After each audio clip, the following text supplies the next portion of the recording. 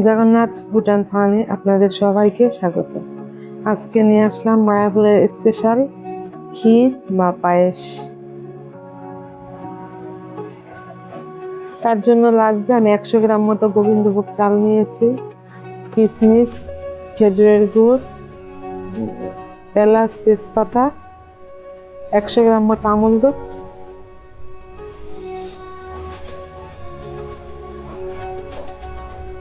পাঁচ মিনিট আগে আমি 2 লিটার দুধ চুলায় বসিয়ে দিয়েছিলাম।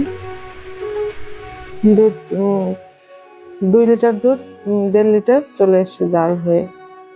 1.5 লিটার যখন চলে আসবে তখন এই চালটা দেবেন, তাহলে দুধের যে একটা চেনটা বের হবে আর পায়েসটা টেস্টফুল হবে।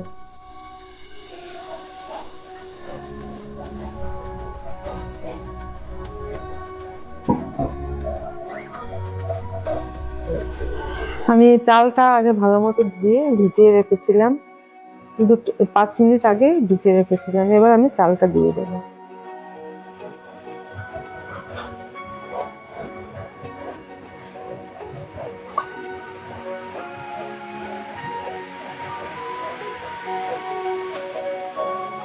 চালটা দেওয়ার পরে যখন দুধটা একদম ভালো মতো টকবক করে গরম হয়ে ফুটে উঠবে, তখনই আপনি আর এলাচ আর তেজপাতাটা দিয়ে দেবেন না, তাহলে এলাচ আর তেজপাতার যে চেনটা বের হবে। যে ফুটে উঠেছে,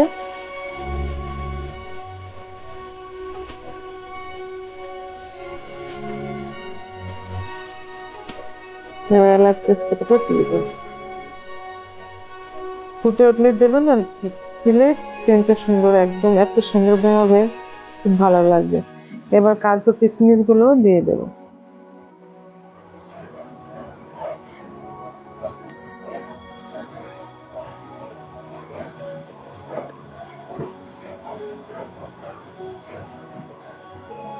কাজু কিশমিশ গুলো দিয়ে দিলাম, দিয়ে ভালো মতো লাগিয়ে দিতে হবে। যখন প্রথমে চালটা দেবেন তখন মাঝে মাঝে লাগিয়ে দেবেন, না লাগিয়ে দিলে চালটা লেগে যাওয়ার চান্স থাকে। 7-8 মিনিট, 15 মিনিটের মধ্যে আপনার পায়েস রেডি হয়ে যাবে।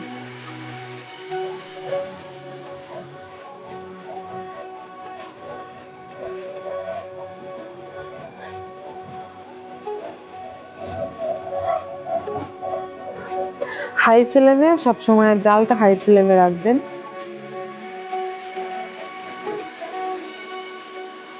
আপনি অবশ্যই বাড়িতে ট্রাই করবেন।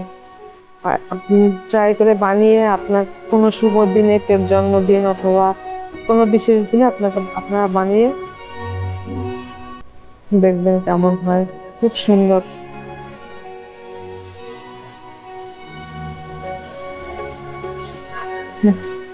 সামনে দুর্গাপূজা আসছে, দুর্গাপূজা অষ্টমীর দিন বানিয়ে দেবী মাকেও আপনারা অর্পণ করতে পারেন।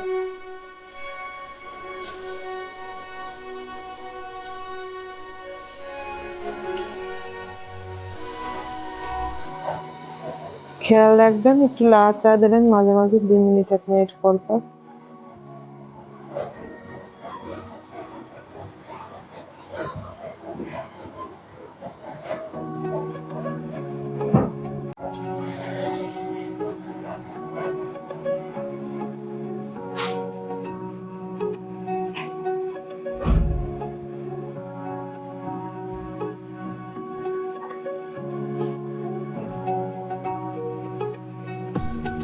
যখন ফুটবে এত সুন্দর সেন্ট বের হবে, এত ভালো লাগবে, তখন খুব সুন্দর সেন্ট বের হবে।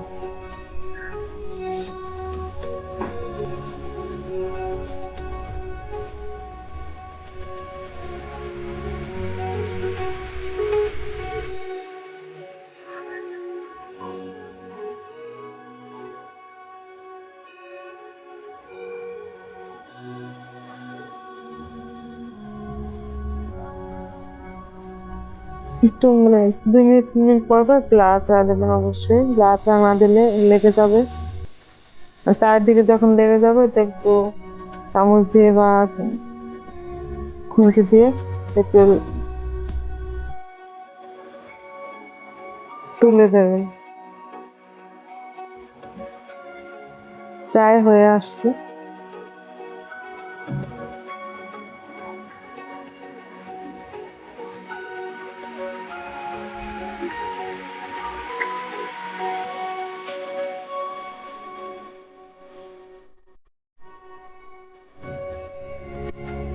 এবার যে আমুল দুধটা ছিল আমি যে রেডি করে রেখেছিলাম ওই আমুল দুধটা দিয়ে দেবো। দুধটা লাস্টের দিকেই দেবেন, আগে দেবেন না, তাহলে চেনটা সুন্দর আসবে না।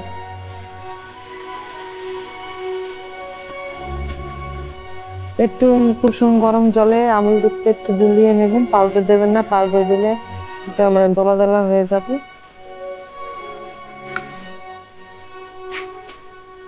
গুটলির মতো থাকবে। তার জন্য মানে একটু কুসুম গরম অল্প একটু জলে দুধটা বেশ গুলিয়ে দেবেন।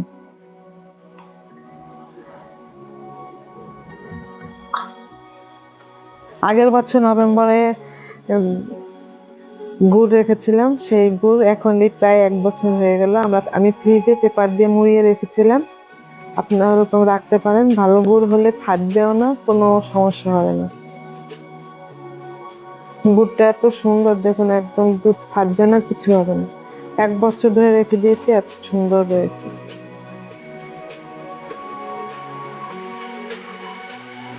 আপনারা গুড়ের পরিবর্তে ক্যারামেল বানিয়েও করতে পারেন বা চিনি দিয়েও করতে পারেন। আমার কাছে গুড়টা ছিল তাই আমি গুড়টা দিয়ে দিয়েছি। কিন্তু খেজুরের গুড়ের পায়েসটা বেশি টেস্টি হয়। আমাদের দাদা আমাদের কিচেনে খেজুরের গুড় দিয়ে বেশি করে, চিনি একটু কম ইউজ করে।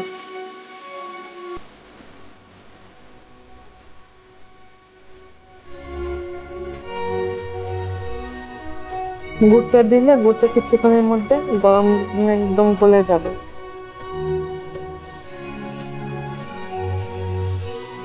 এক 1-1.5 মিনিটের মধ্যে গলে যাবে। দেখুন হয়ে পায়েস পুরো রেডি হয়ে আসছে।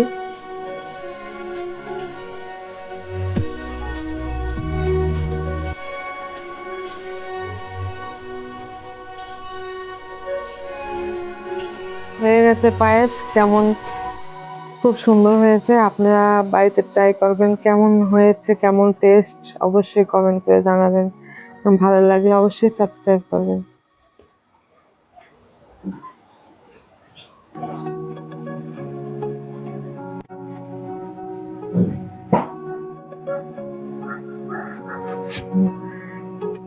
এখন সার্ভ করবো, এটা আমি ভগবানের জন্য রেডি করে নিয়ে নিচ্ছি। এর থেকে কিন্তু বেশি ঘন করবেন না পায়েস, তাহলে কিন্তু পায়েসের টেস্ট ভালো থাকবে না।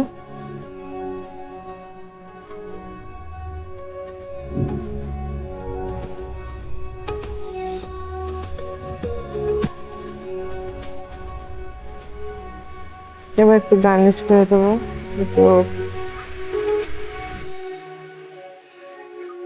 একটু কাজু আলমন্ড দিয়ে, ব্যাস রেডি হয়ে গেছে। আপনারা এরকম রেডি করে আপনাদের কেউ জন্মদিন বা কোনো শুভ তিথিতে আপনারা বানাতে পারেন।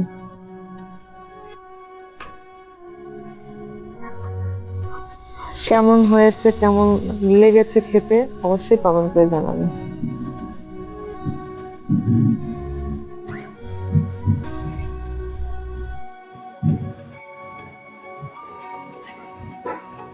আর ভালো লাগলে অবশ্যই সাবস্ক্রাইব করে দেবেন।